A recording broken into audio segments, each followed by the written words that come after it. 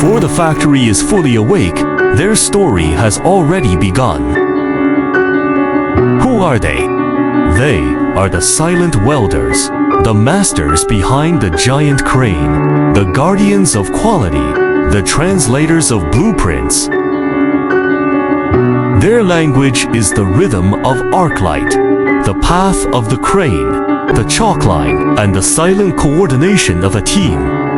Ordinary, yet every inch of steel they handle defines a distant skyline. Focus is their shared answer.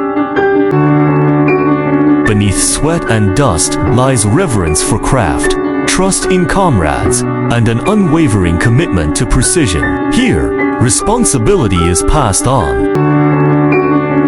Steel is silent, but what gives it form, life, and meaning are them. They are the forgers of steel. Solid construction begins with craftsmanship,